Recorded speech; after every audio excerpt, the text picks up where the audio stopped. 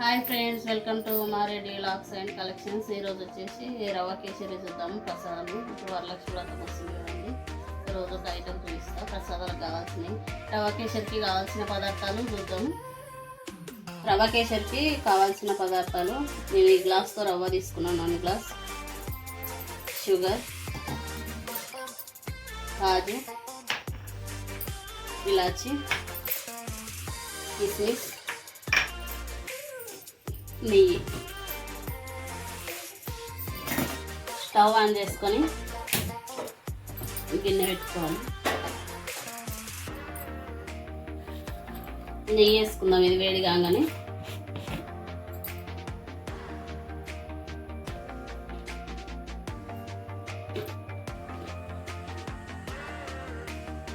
నేను 4 స్పూన్లు వేస్తున్నా.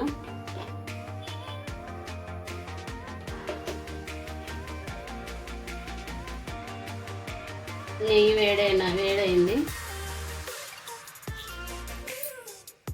కాజు వేసుకున్నా.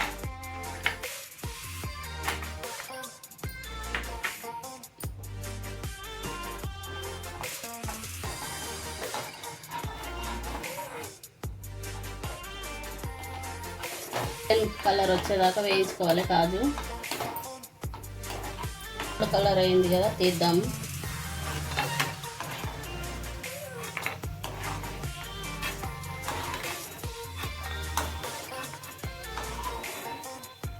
కిస్మిస్ వేద్దాం. ఇప్పుడు అవి తొందరగా వేగుతామని తర్వాత వేసుకుంటున్నాం. 2 నిమిషాలకి వేగిపోతాయి. తీద్దాము, లేకపోతే నల్లగా అయిపోతాయన్న.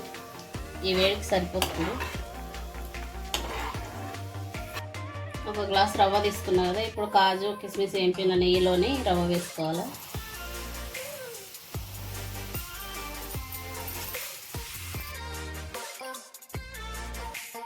గిన్నె పెట్టుకొని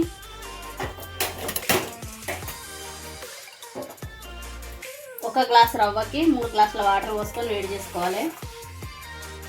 1 గ్లాసు రవ్వ తీసుకున్నాం కదా, 3 గ్లాసులు వాటర్ పోసుకోవాలి.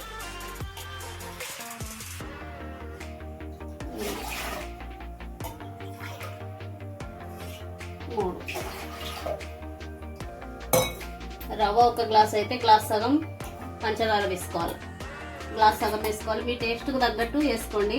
నేను 1 సగం వేస్తున్నా. మీకు తీపి తక్కువ తింటే 1 వేసుకోండి, మీ ఇష్టం. ఇలా రవ్వ వేసుకొని బాగా గోల్డ్ కలర్ రానివ్వాలి. నెయ్యిలో రవ్వ బాగా వేగాలి. అప్పుడే రవ్వ కేసరి టేస్ట్ బాగా వస్తుంది. ఇలా రవ్వ 5-10 నిమిషాలు ఇలా కలుపుతూనే ఉండాలి. కొంచెం అప్పుడే స్మెల్ వస్తుంది. మంచి స్మెల్. రవ్వ వేగింది. ఇలా గోల్డ్ కలర్ వచ్చి రావాలి. రవ్వ చేంజ్ అవుతుంది కలర్ అప్పుడే. ఇలా బాగా రవ్వ వేగితేనే రవ్వ కేసరి టేస్ట్ బాగుంటుంది. తింటుంటే జ్యూసీగా టేస్ట్గా ఉంటుంది. ఇప్పుడు వేడి నీళ్ళు వేడిగా అయినప్పుడు ఇది తీసుకెళ్ళి ఈ రవ్వ ఇందులో వేయాలి. చల్ల నీళ్ళు వేస్తే టేస్ట్ ఉండదు. నేనైతే ఇలా వేడి నీళ్ళలోనే వేసుకొని చేసుకుంటానండి.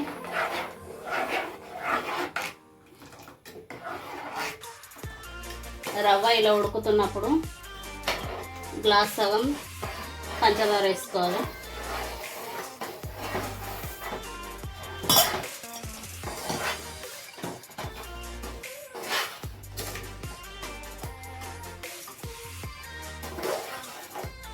కొంచెం దగ్గరకు రానిచ్చి ఇందులో కాజు కిస్మిస్ ఫైనల్గా వేసుకుంటే అయిపోతుంది రవ్వ కేసరి. ఇప్పుడు ఇలాచి ఒలిసి వేసుకోవాలి. దగ్గరకు వచ్చింది కదా రవ్వ కేసరి.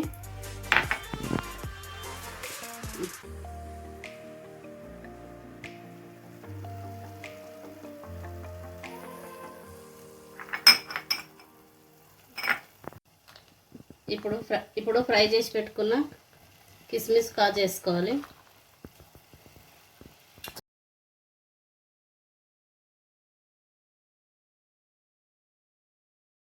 ఈ రవ్వ కేసరి కనుక మీకు నచ్చితే నా ఛానల్ని లైక్ చేయండి, షేర్ చేయండి, సబ్స్క్రైబ్ చేసుకోండి. మీ ఫ్రెండ్స్ వాళ్ళకు షేర్ చేయండి ప్లీజ్ ఫ్రెండ్స్. బాయ్.